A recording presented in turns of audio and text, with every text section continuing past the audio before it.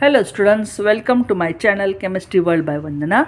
This is the next 8 numbers part for the structure of atom, chapter number 2, 11th standard chemistry. मैं इसके पहले जितने भी 7 part explain किए हैं उसका मैं नीचे आपको डिस्क्रिप्शन बॉक्स में लिंक दे दूँगी, आप ज़रूर देखिए उसको, क्योंकि ये चैप्टर बहुत बड़ा है और बहुत इम्पॉर्टेंट चैप्टर है. तो next part, last part 7th में मैंने एक्सप्लेन किया था आपको बोर्स मॉडल. तो भाई बोर्स मॉडल के कुछ पॉस्टुलेट जो उसके माइंड में अजम्पशन थे कि ऐसा होना चाहिए, राइट. उसने 6 मैंने अजम्पशन दिए थे जिसमें बहुत सारी चीज़ें उन्होंने एक्सप्लेन की थी कि मोस्टली जो बोर्स का मॉडल होता है कि भाई उसमें पॉजिटिवली चार्ज न्यूक्लियस होता है, सराउंडिंग इलेक्ट्रॉन्स होते हैं, राइट. और वो एक खास सिलेक्टेड एनर्जी जो फिक्स वैल्यू वाली जो एनर्जी और रेडियस में के ऑर्बिट में ही घूमते रहते हैं, राइट. उसके लिए उसने खास एक फार्मूलाज भी दिया. जैसे उसने बोला था कि भाई जो एंगुलर मोमेंटम, राइट, इलेक्ट्रॉन का किसके बराबर हो, n/n इंटू एच अपॉन 2π के बराबर हो, तो उस एंगुलर मोमेंटम वाला इलेक्ट्रॉन उस पर्टिकुलर एनर्जी लेवल या एनर्जी स्टेट में ही घूमेगा, राइट. तो अब ये सब अजम्पशन थे, तो क्या सचमुच ये अजम्पशन या ये आइडियाज़ दिमाग में रख के बोर का मॉडल सक्सेसफुल हुआ? तो देखिए ज़रूर हुआ. बहुत सारी चीज़ों में बोर्स का मॉडल में सक्सेस ऑफ बोर्स मॉडल नीचे दिए हैं.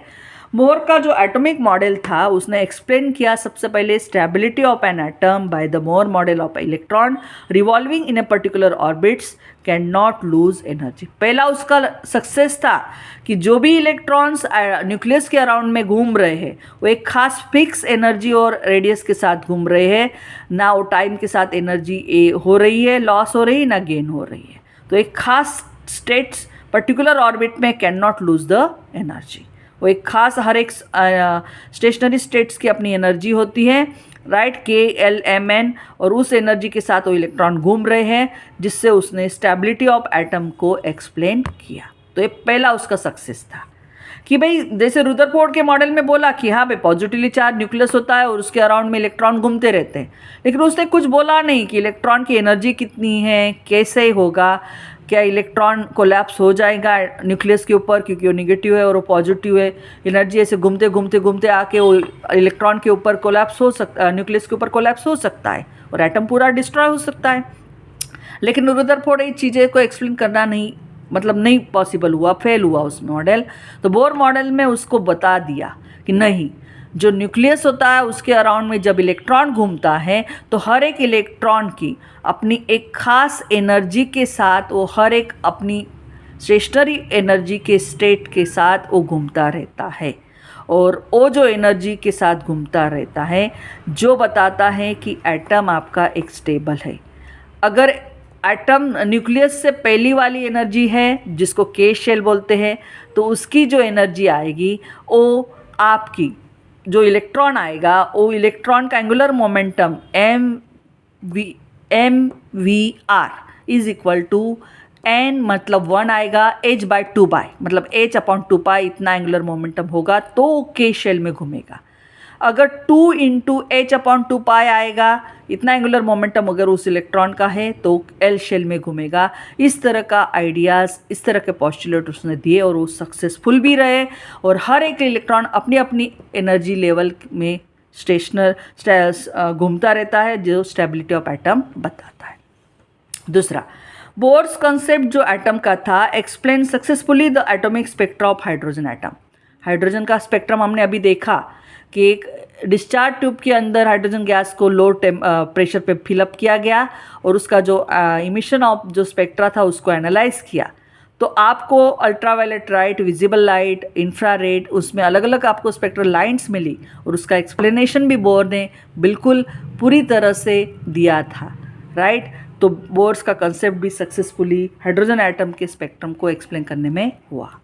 नेक्स्ट, बोर थ्योरी जो थी help in the calculating energy of electron in a particular.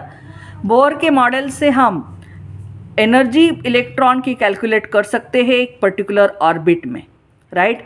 जिस ऑर्बिट में है उस ऑर्बिट में इलेक्ट्रॉन कितनी एनर्जी के साथ घूम रहा है उसका कैलकुलेशन करने के लिए भी बोर ने एक खास इक्वेशन दिया और वो इक्वेशन था En is equal to minus R H 1/n²। जो आर एच है वो रेडबर्ग कांस्टेंट है जिसकी वैल्यू है 2π² m e⁴h², जहाँ पे m mass of the electron है दिया हुआ है, राइट। यहाँ पे देख लीजिए, उसके बाद प्लैंक्स कांस्टेंट, ये सब चीज़ें आपको दी हुई है। चार्ज ऑफ द इलेक्ट्रॉन ए भी दिया है, राइट, ई मतलब।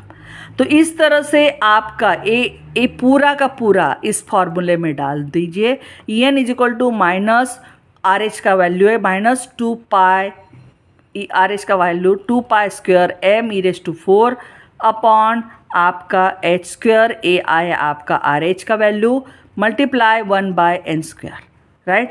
अब ये जो वैल्यू है इक्वेशन 1, इस इक्वेशन में आप क्या करिए, m की वैल्यू डालिए, mass of the electron, charge of the electron, उसके बाद प्लैंक कांस्टेंट, और ये सब वैल्यू इसमें डालने के बाद, और पाई का वैल्यू 3.142, सब वैल्यू इसमें डालो, और डालने के बाद इक्वेशन में डालने के बाद En is equal to minus 2.18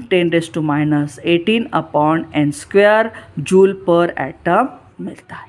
ये कैलकुलेशन आपके टेक्स्ट बुक में दिया है, वैल्यू भी डाली है उन्होंने, और ये सब कुछ उसमें डालने के बाद ये मिलता है। मीन्स हमारा जिस पर्टिकुलर n का वैल्यू आपको पता है, प्रिंसिपल क्वांटम नंबर, n का वैल्यू 1 है तो k शेल में है, n का वैल्यू 2 है तो l शेल में है। तो हमें वो जो ऑर्बिट में इलेक्ट्रॉन घूम रहा है वो कितनी एनर्जी के साथ घूम रहा है उसका वैल्यू यहाँ पे मिल जाएगा। n का वैल्यू 1 है तो इतनी जूल पर एटम है, अगर 2 नंबर में है तो इसको आप कर दीजिए, तो इतने एनर्जी के साथ उस सेकंड नंबर के एल शेल में घूम रहा है, तो हमें उस पर्टिकुलर ऑर्बिट में घूमने वाले इलेक्ट्रॉन की एनर्जी हाइड्रोजन एटम के लिए हमें इस फार्मूले से मिलेगी। जूल पर एटम के लिए ए है, इलेक्ट्रॉन वोल्ट में है तो minus 13.595 divided n² electron volt है। 1 electron volt is equal to, आप देख लीजिए 1.6022 10⁻⁹ जूल है, राइट। तो यहाँ पे जूल में दिया था, जूल का कन्वर्शन इलेक्ट्रॉन वोल्ट में करना है, तो इस इक्वेशन को डिवाइड कीजिए, किससे डिवाइड कीजिए, 1.6022 10⁻⁸ से डिवाइड कीजिए। मतलब इसको आप डिवाइड करेंगे 1.6022 10⁻⁹ से, तो आपको इलेक्ट्रॉन वोल्ट पर एटम मिल जाएगा, राइट। बस आपका जूल का कन्वर्शन इलेक्ट्रॉन वोल्ट में भी होगा, तो ये वैल्यू इतनी आती है माइनस 13.59 n²। अगर किलो जूल में चाहिए तो सिंपल है, किलो जूल के लिए आपको यहाँ पे दिया है उन्होंने, simple you have to take it -1312/n², that is kilo joule per mole आपको मिल जाता है। तो ये 3 वैल्यू दी है, ज़्यादातर ये वैल्यूज़ यूज़ करते हैं हम, इलेक्ट्रॉन वोल्ट वाली नहीं, ज़्यादातर यही वैल्यू आपको याद रखनी है। तो इस तरह से सक्सेस ऑफ बोर्स जो आपका था मॉडल में, पहले जो आपको मिला, this are the things that will we get the information from it, ये इंफॉर्मेशन हमें यहाँ से मिली।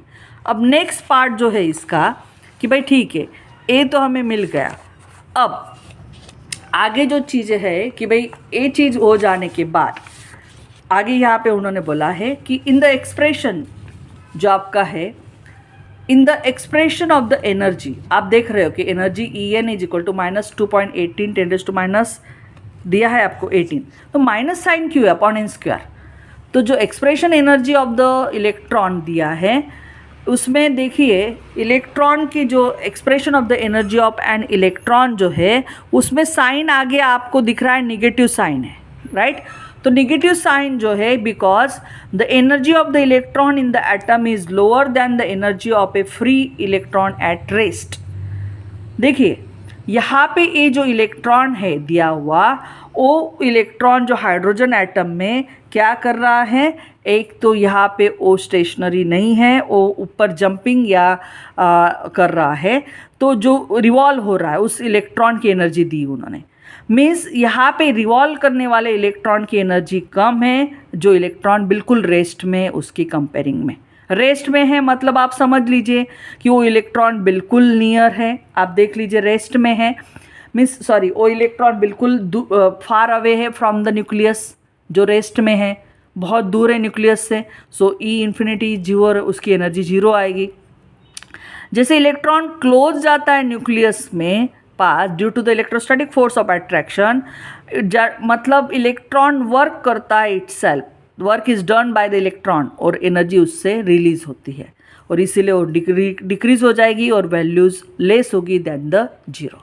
देखिए यहाँ पे जो मैंने एनर्जी का एक्सप्रेशन यहाँ पे दिया तो आप देखिए उसमें वैल्यूज आपकी निगेटिव दी है, that is the value energy -2.18 10⁻⁸ by n square, minus sign है। तो माइनस साइन क्यों है तो उसका एक्सप्लेनेशन आपको बहुत बार पूछा जाएगा। In the expression of the energies of the electron in hydrogen atom there is a negative sign, why? तो बिल्कुल सिंपल है, इसका 2 मार्क्स के लिए क्वेश्चन आपको पूछा जा सकता है। तो इसमें बहुत सिंपल एक्सप्लेनेशन है, क्योंकि जो एनर्जी आपकी इलेक्ट्रॉन की दी है इसमें वो एनर्जी लोअर है दैन द इलेक्ट्रॉन्स, जो फ्री इलेक्ट्रॉन है जो बिल्कुल रेस्ट में है, क्योंकि free electron it is far away from the nucleus and we call it energy E infinity, जो बिल्कुल जीरो आएगी। लेकिन जो इलेक्ट्रॉन बिल्कुल मूव हो रहा है तो मूव करते करते क्लोज आता है न्यूक्लियस पे, और because of electrostatic force of attraction there is a work done by the electron, electron work करेगा इटसेल्फ एंड इसीलिए उसकी एनर्जी रिलीज होगी और इसीलिए वो एनर्जी डिक्रीज होगी और वो डिक्रीज होके हम उसका साइन निगेटिव देंगे जो लेस दैन जीरो होगी। चलो नेक्स्ट दिया है, वी कैन कैलकुलेट, क्या सक्सेस है नेक्स्ट तो हमने यहाँ पे देख लिया कि स्टेबिलिटी उसने एक्सप्लेन की, दूसरी बार उन्होंने हमने देखा कि जो एक्सप्लेनेशन दिया उसमें स्टेबिलिटी एक्सप्लेन किया, उसके बाद उसने बहुत सारी लाइन स्पेक्ट्रम का एक्सप्लेनेशन दिया, एटॉमिक मॉडल ऑफ हाइड्रोजन, उसके बाद एनर्जीज ऑफ द इलेक्ट्रॉन्स, उसके बाद हम कैलकुलेट कर सकते हैं बोर्ड्स के मॉडल से radius of each circular orbit, हर एक ऑर्बिट की हम रेडियस भी कैलकुलेट कर सकते हैं। जैसे radius of the nth orbit के लिए फॉर्मूला है n² h² upon 4π² me²z, right. अगर हाइड्रोजन एटम के लिए आप देखा जाए तो यहाँ पे Rn इज इक्वल टू ये पूरा जो है आपका दैट वन देख लीजिए यहाँ से इतना तक, राइट, उसको A0 बोलते हैं और उसकी वैल्यू है 52.9 picometre, right. So hydrogen atom जैसे देख लीजिए Rn is equal to A0 n², जहाँ पे n की वैल्यू फर्स्ट स्टेशनरी स्टेट है तो 1 आएगी, तो इसमें R1 is equal to 52.9 picometre आएगी रेडियस। इसीलिए सेकंड ऑर्बिट के लिए भी आप 2 वैल्यू रख दो, 2² 4 मल्टीप्लाई जो भी आएगा 211.6। इस तरह से हम आपकी रेडियस जो है, रेडियस हर एक सर्कुलर ऑर्बिट की इस फॉर्मूला की मदद से हम कैलकुलेट कर सकते हैं। नेक्स्ट दिया है velocity of the electron in any orbit is given. चलो भाई, जो इलेक्ट्रॉन घूम रहा है उसकी एनर्जी पता चल गई, वो किस ऑर्बिट में, उस ऑर्बिट की रेडियस भी पता चल गई, वो घूमने वाले इलेक्ट्रॉन की वेलोसिटी पता चल सकती है, हाँ पता चल सकती है, और उसके लिए फॉर्मूला है velocity is equal to NH upon 2πmr, जहाँ पे r जो है दैट इज़ रेडियस, हम यहाँ पे वैल्यू रेडियस रख सकते हैं NH और 2πm। अब यहाँ पे जो है इतना दिखा रहे हैं आपको, इसमें r की वैल्यू आपको रखनी है, m r है, r रेडियस की वैल्यू है हमारे पास n² h² अपॉन 4π² me²z। देख लीजिए यहाँ पे है ना रेडियस की वैल्यू ए वाली, वो यहाँ पे हमने रख दी। रखने के बाद आप देखो ये पूरा कट हो जाएगा 2 2, फिर पाई रहेगा 2π बचा, m है m कट हो जाएगा, e² बचा, z रहा, n² h² है तो यहाँ पे nh है तो नीचे सिर्फ nh बचा। तो velocity is equal to 2πe² by nh। तो चलो भाई n को रहने दो, बाकी सब चीज़ें कांस्टेंट है उसकी वैल्यू डाल दो, तो 2.19 10⁻² आपको यहाँ पे मिल रहा है। That one you find that कि आपको अगर रेडियस वेलोसिटी चाहिए तो यहाँ पे वेलोसिटी की वैल्यू भी आपको यहाँ पे मिल जाएगी, और वो वेलोसिटी की वैल्यू उन्होंने यहाँ पे दी है, that you find that velocity is equal to 6 है यहाँ पे, that is the 6, right, 2.19 10⁻6 z by n m per second, right, that is the velocity of the electron in any orbit। तो इस फार्मूला से z is the atomic number, जो आप निकालो, कोई भी ऑर्बिट में जो भी दिया होगा उसका एटॉमिक नंबर से आप उसका वेलोसिटी निकाल सकते हैं। तो these are the mostly you find that success, इस हिसाब से आपको सक्सेस में, और एक लास्ट वाला सक्सेस है वो मैं बता देती हूँ भाई।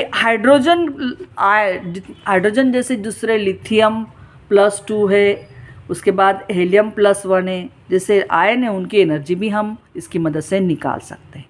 En is equal to lithium वगैरह जो है, कौन से वाले, लिथियम +2, फिर उसके बाद हेलियम +1, ऐसे आयन जो है उसकी एनर्जी निकालने के लिए -2.18 × 10⁻18 Z² N², राइट, जूल, और यू कैन से पर एटम, राइट। अब यहाँ पे Z का वैल्यू, यहाँ पे जैसे लिथियम है, राइट, उसमें लिथियम में Z का वैल्यू आप लिखोगे क्या आएगा 3। हेलियम के लिए आप लिखोगे Z का वैल्यू 2, राइट, और उसके बाद हम उसकी एनर्जी भी निकाल सकते हैं।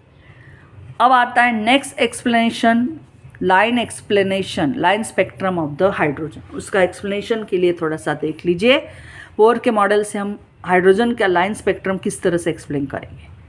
जो भी अमाउंट ऑफ एनर्जी एसोसिएटेड और इमिटेड है when electron jump from the orbit Ni to the orbit Nf, मतलब इनिशियल ऑर्बिट से फाइनल ऑर्बिट में जब इलेक्ट्रॉन जंप करता है तो जो भी अमाउंट एब्सॉर्ब होगी नीचे से ऊपर जाएगा या ऊपर से नीचे आएगा तो इमिट होगी, तो उसका फॉर्मूला क्या आएगा, that is delta E is equal to EF minus EI, और EF हमें पता है -RH/NF², और EI है -RH/NI²।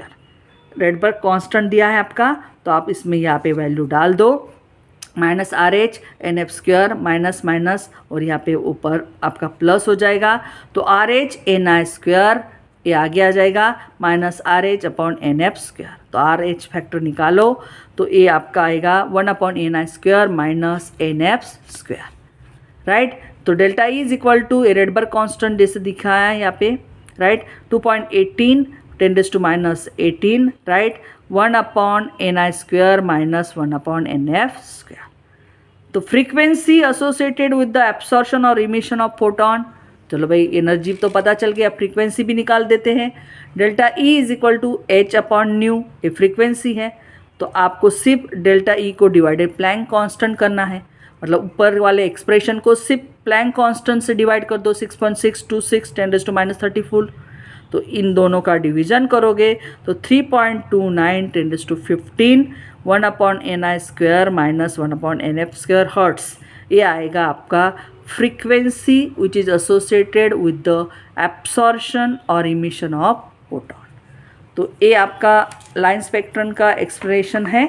आगे का दिखाती हूँ मैं आपको क्या दिया हुआ है, ठीक है। अब ये हो गया आपका दिस वन। अब आगे देखो, ये फ्रीक्वेंसी भी आ गई। अब वेव नंबर में अगर चाहिए हमें, राइट, लाइन स्पेक्ट्रम का हमने देखा कि पहला हमने एक्सप्लेन किया लाइन स्पेक्ट्रम में, जैसे कि पहला तो एनर्जी, दूसरा हमने उसका फ्रीक्वेंसी। अब वेव नंबर भी कर सकते, wave number is equal to frequency upon speed of the light, right.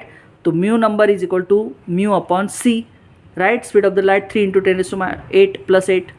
तो आपको पता ही है mu is equal to RH/H 1/NI² minus NF²/c।